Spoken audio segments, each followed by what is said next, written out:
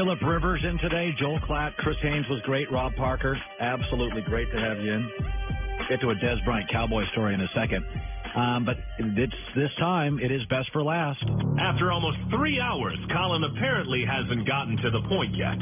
Quit holding out on us, cowherd. It's the best for last. Every great figure in sports, probably in Hollywood, probably in music, probably in entertainment, certainly in radio, has a contemporary rival. They're not going to talk about it publicly, but Stern was aware of Imus and vice versa. Tiger and Phil, Kobe and LeBron, Brady and Manning. We found out years later there were texts where Tom Brady was talking about Peyton Manning. They're not going to advertise it. That would be viewed as weakness, but they're keeping their eye. Great performers are keeping their eye on other great performers. Because to be great, you have to be selfish. To be great at anything, music, acting, sports, you had to basically, you became obsessed about something. Others helped you get there. You weren't as social. You weren't as good a friend. You were more about yourself. There's a little narcissism in all of it, right? And so with that, I was thinking about Aaron Rodgers. He's coming off an injury. And thinking about, this year he's not playing as well. And he's got 4 what I would call kind of contemporary rivals that he deals with. Let's go to this. Aaron Rodgers rivals. The first one, which I think is obvious, is the franchise rival. That is Brett Favre. So when he came into the NFL, he had a franchise rival. Favre has more Super Bowl appearances. He's got 20,000 more passing yards. He's got over 120 more passing touchdowns.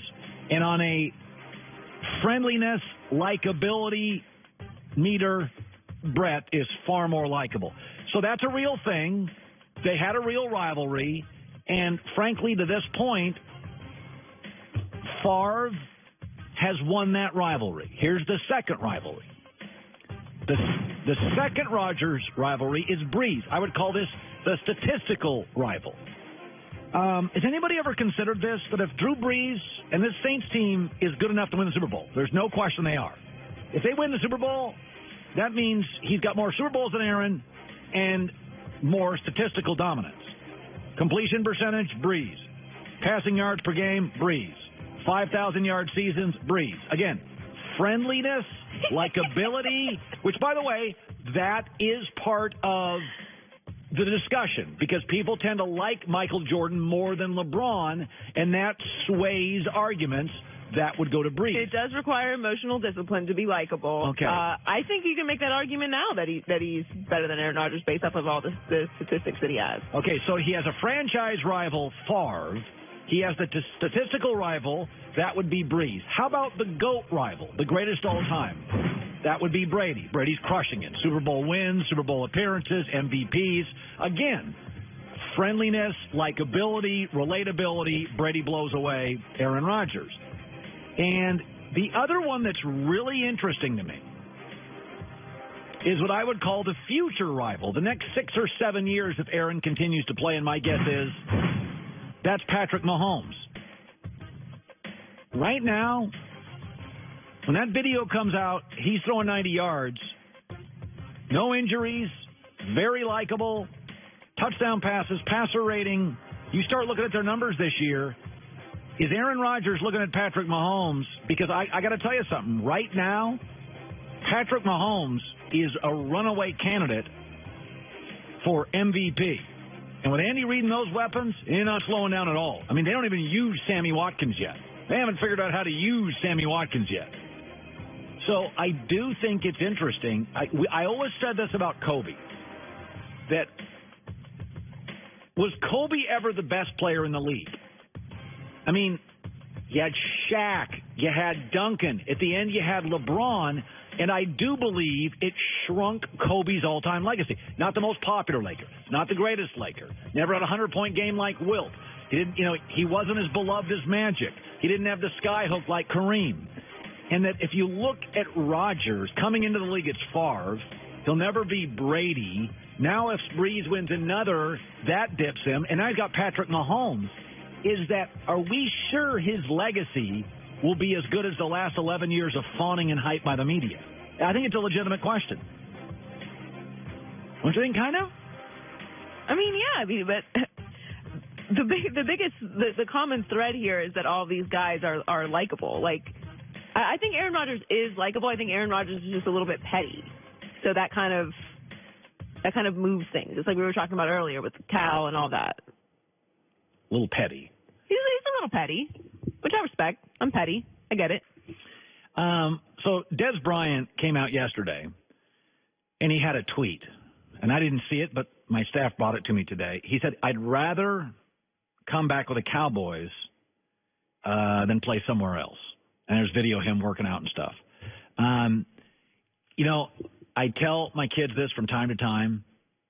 Pay attention early in life because your best opportunities may happen at 24 years old. Be ready out of college, in high school. Keep your eyes open. Be mature. Be ready because you may never get an opportunity better than the one at 24. And if you're a screw-off, pay attention to the cultural changes. Pay attention to how the world's changing. Pay attention to life. And a lot of young people don't, and they think, I'm not going to worry about retirement. I'm not going to worry about opportunities. I'm going to go to Europe. I'm going to do my own thing. I want to pay attention. Des Bryant is a cautionary tale of this. So Des Bryant did not pay attention, and now he's not the same player. Terrell Owens at 37 was a better player now than Des is at 29, statistically. If you go right now at 29 years old, if you look at the stats between Terrell Owens and Des Bryant, and T.O. is seen as a diva and Des is a diva, T.O. was still unbelievably dominant at 29. He was, it was 13 touchdowns, 1,300 yards, 100 catches in only 14 games. Terrell Owens, to me, paid attention to his route tree, paid attention to his body. You can knock T.O. all you want, but I always thought he took care of the things that mattered. 3 things have happened, and Des Bryant has not paid attention to them. Number one, the league is now more offensive friendly. They don't need diva wide receivers. You're not beholden like you were 10 years ago to having this superstar wide receiver. Well, there are teams that have 3 really good wide receivers. Des didn't pay attention to that. The league's now more of a bubble screen league. It's more of a precision league. He didn't pay attention to that. Slot receivers now have the same value as the next to the sideline wide receiver. And the third thing is reality football TV shows like Hard Knocks and the Amazon Prime series hurt players, don't help them. And he didn't pay attention. Is that Des didn't pay attention to that stuff. He came off as a huge diva. He should have gone into that reality show knowing that players always look worse, not better in it. So this is why when you come into these sports, you got about 7 years of perfect fit, 23 to about 30, 31. That's as good as you're going to be physically. So you better pay attention. Pay attention to how the league's changing, how rules are changing, how coaching's changing, how your position's changing.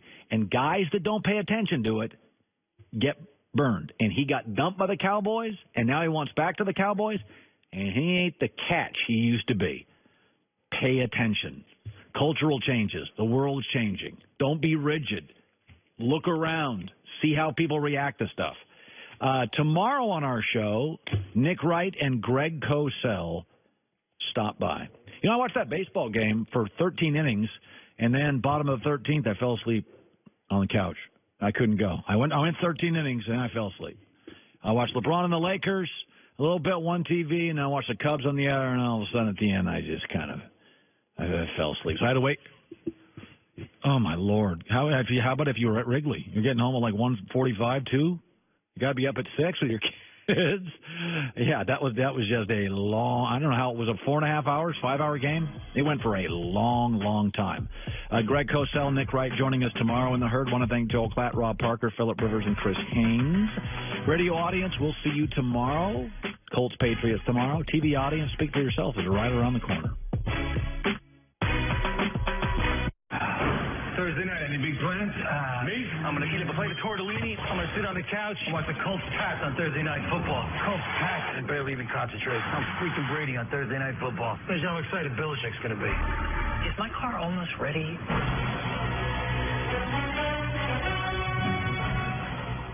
A car you can command when you're nowhere near it.